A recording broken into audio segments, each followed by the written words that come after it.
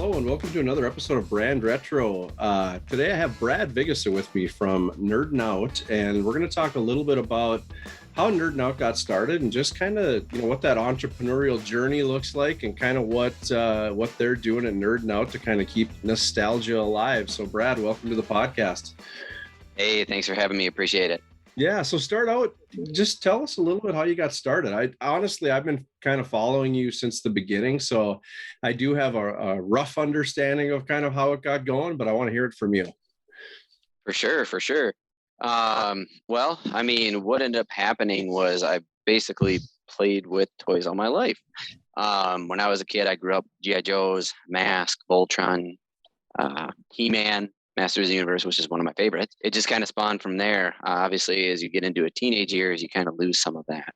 But then what ended up happening was I started collecting again based upon almost like stocks, if that makes sense. What I would do is I would actually purchase Lego sets, and I would let them sit until they went what they would consider retired, which is you couldn't purchase them anymore.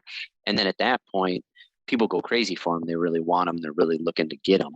So from there, I would actually turn around and sell those on eBay. And it just kind of started from there. We built a house. I did that same thing so I could purchase for upgraded lighting. And from there, it kind of expanded. Then I'm like, oh, toys. And I started getting a couple of different lines. And from there, I met my then business partner. We were playing semi-pro football.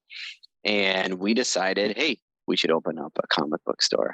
So at that time, we really didn't have comics. It was mostly toys because we didn't have a distributor to sign up with because we just didn't have the funds. We started with very minimal.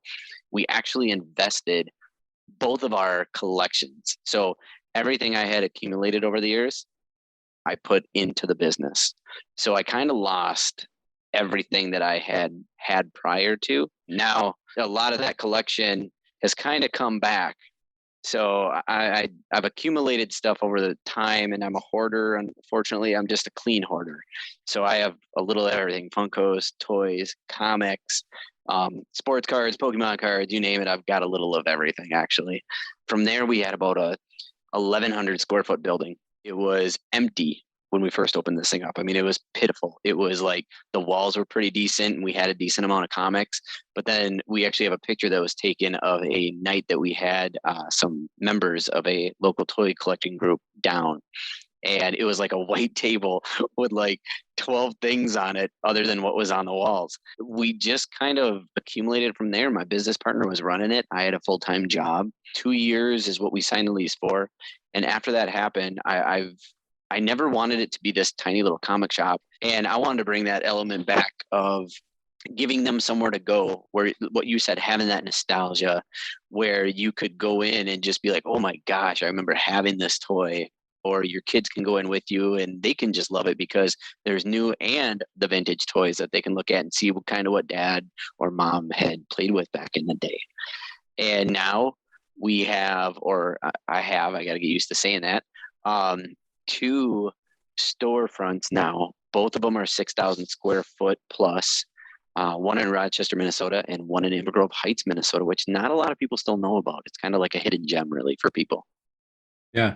What's cool about it, and I think this is kind of where you're going with what you're trying to do with NerdinOut is, we grew up in that generation where you got the Christmas catalog in like mid-November, and you could just kind of start immersing yourself into that experience of what that was, to look at the toys and the branding and the way they were all so, they were also well thought out and well marketed, that I just don't think that exists anymore, because most of it's coming from Amazon, the KB Toys, the Toys R Us, those kinds of like toy destinations, so to speak. They just don't really exist anymore. And I think that's what I think is cool about what you're doing, is that you're not only resurrecting the used toys and kind of that idea of, recycling them, but at the same time, you're building that environment where people can still experience that. Honestly, the way that we intend it to be, it is actually more or less, hey, I know you're into this. We just got this in. That's our way of showing people what has come in, what's available. And you get that by really knowing your customers and knowing what they're into. Yeah.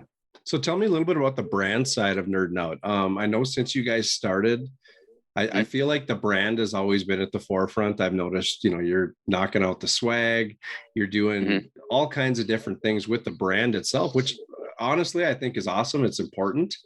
But for Mm-hmm. most entrepreneurs, for you guys to adopt that mindset out of the gate, it's awesome. So tell me a little bit about that and kind of what that's meant for the brand. I think the brand is always growing, and it is really about the brand, to be honest with you, because you want people to see your logo and know exactly. It's just like McDonald's, it's just like Toys R Us, just like Target, right?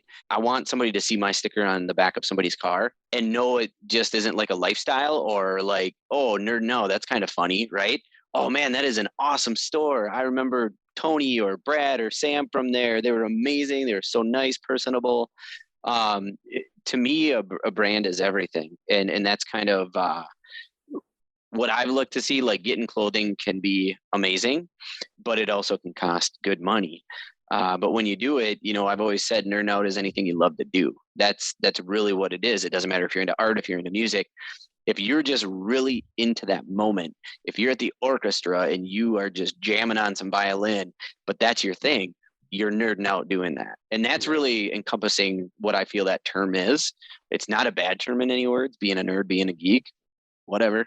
I can be a jock, I can be a geek, I can be whatever. Right. So, but the branding to me, yes, it's very important when you're doing it, because that's what gets people to remember you, gets people to come back, other than just, oh, remember that comic shop? Remember that place over there that we went to that one time? It's kids telling their grandparents, I want a NerdNow gift card for Christmas. That is so cool to me. When an older grandparent would come in and say, oh, my grandkid's in here all the time, he absolutely loves this place, he said I had to come here and get him a gift card. That's like, that's amazing.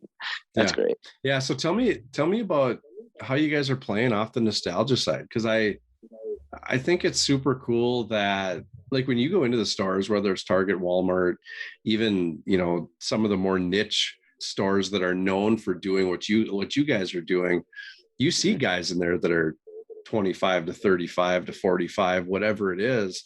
And like you said, I think there's maybe a negative connotation that goes with nerd or geek or whatever it is, but really it's guys that are, they're trying to capture a little bit of their youth, trying to maybe grab that collectible of maybe something they once had, or maybe something they never got when they were a kid. Like, I have all kinds of stuff, like kind of like you. I have multiple collections, from Air Jordans to comic books to you name it.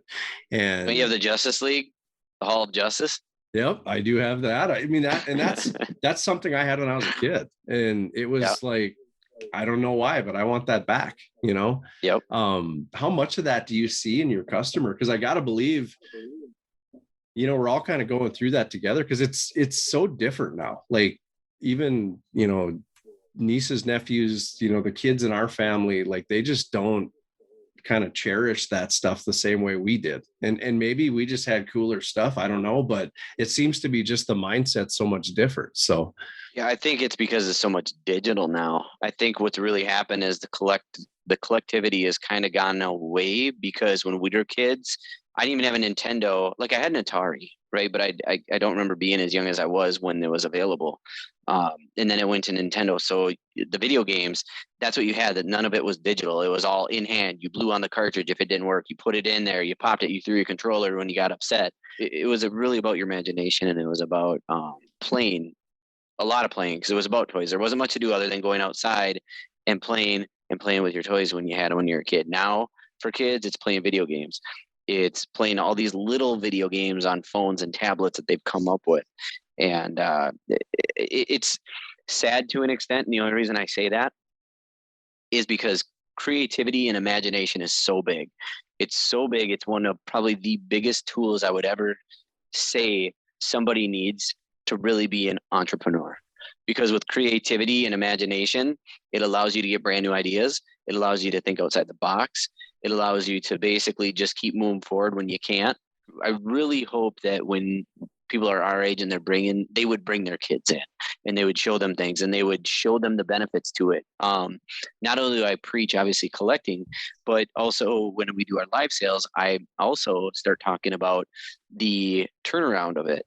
So going kind of off topic and an extent is everybody does stocks because that's what everybody's taught to do, right? Save your money, put it in the market, do this, do that.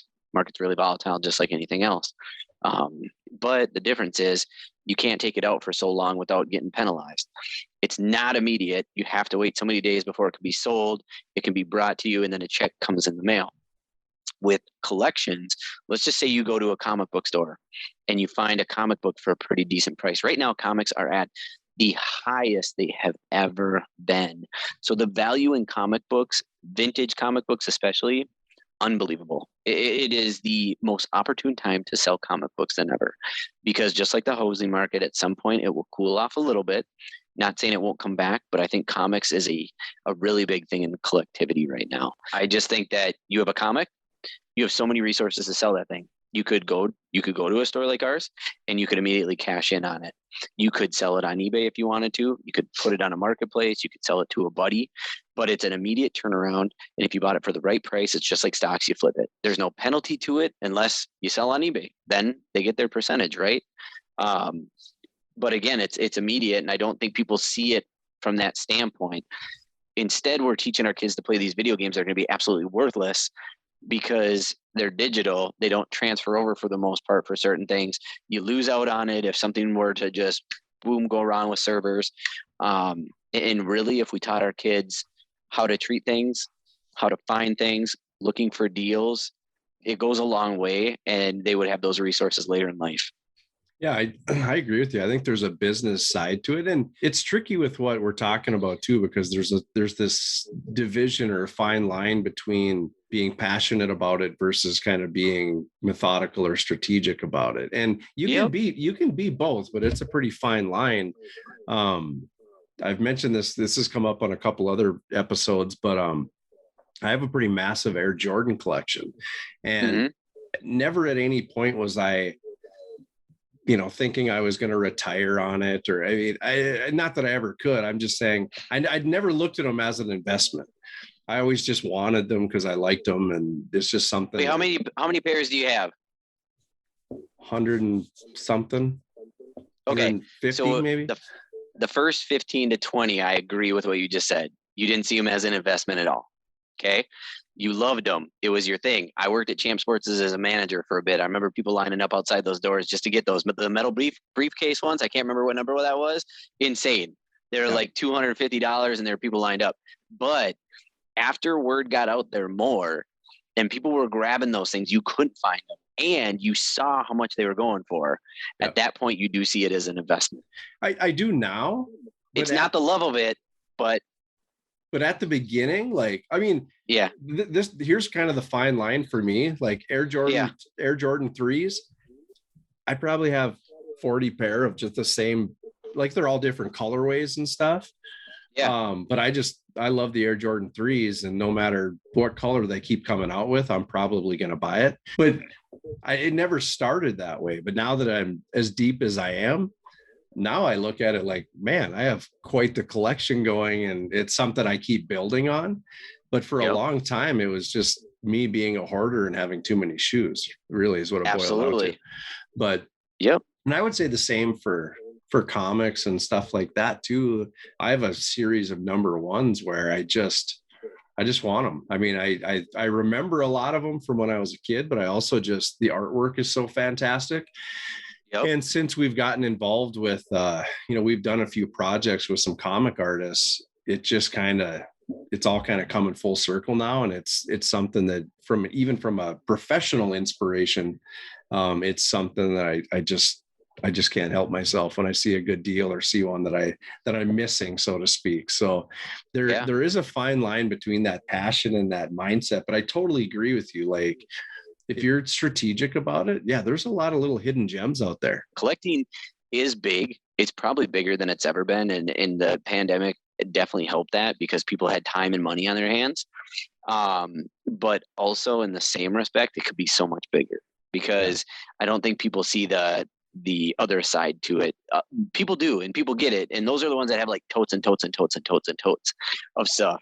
But there's so many out there that don't get it. It's money that, yes, it's tied up, But if you needed it, you literally could go grab it from a storage locker or your basement, and you could turn that right around without losing for the most part. And if you find somebody who's as passionate about it as you can probably even get more for it. You know, I've actually had different shoe collectors reach out to me and try to, you know, how much, and I'm just like, not for sale, not yet anyway. But once they found out I had, I'll probably get emailed after this episode goes launched. But yeah, once they find out I have them, then they're reaching out, wondering how they can get their hands on them too. So transition a little bit. Tell me about NerdinOut Con. It looked like you had a great lineup this year, and what a great extension to the brand. I think it obviously plays off of all of it, right? The wrestling side, the nerd side, the kind of the con side of bringing these people in for autograph sessions and just kind of making an event for your own brand. Tell me a little bit about where that came from. And this was year 3, I believe. Yeah. This was year 3. We had the one delay last year. Yep. As far as it was thought of, you know, I'm usually a quick reactor, which definitely isn't the best thing in the world sometimes, but 2018, which is I think our first year, I put out a post on Facebook and just had basically said who would like a Comic-Con in Rochester, Minnesota. It was a huge chance. We didn't have investors. We still don't. This is a locally owned and ran business. Yep. And I don't even like calling it a business because we don't make any or take any money from it. It goes right back into it to make it better every year. But I think the reason that NerdinOut Con is because some of the brand, but the first aspect of it is I didn't want it to be like a Rochester Comic-Con, but just in case. I felt like in the long run that may help us a little bit more. And then we started branding it where we sold tickets in store and everything. So it kind of is like a open door where it gets people in our stores too. And sometimes they come just for the tickets, which is perfectly fine, but they may have never even knew about us. And that really helped. So many fun stories with these events because of the people you meet, whether it's stars, cosplayers, vendors, or even just people that attend. And I'm sure you guys are gearing up for fourth quarter, right? I mean, holidays got to be a great time to kind of be in business for you guys, being that you're kind of a toy destination. Yeah, it's going to be interesting this year. I feel like everybody's doing their Black Friday a little earlier, which is interesting, but I'm not noticing the uptick as much yet. So I'm still thinking that people are going to be coming normal time, you know? And I think, you know, with the pandemic, everybody had time to catch up on stuff and enjoy things. But then what happened was they got back to the real world. And just like you or I, everybody got really busy again. And, you know, I think it was a lot to deal with because you went from doing nothing almost, unless you were first responder or, you know, working in retail that wasn't shut down where you were still working. And then it went right back to school, sports, work, you know, and it was just like, you're like, oh my God, I forgot how crazy and busy life can be. Yeah. And I think, you know, part of the change in these retailers or these big box stores getting their Black Friday, Cyber Monday stuff up a month and a half early, they're trying to get ahead of this product shortage thing. And you know, for stores like yours, I don't know that you're going to feel that the same. I mean, you probably will a little bit, but you have so much stuff anyway that is either, you know, vintage or whatnot, that I think you're still going to have all those people that are looking for those niche items as well. Yeah, I agree. It's just what everybody's going to be into this year and buying. Right.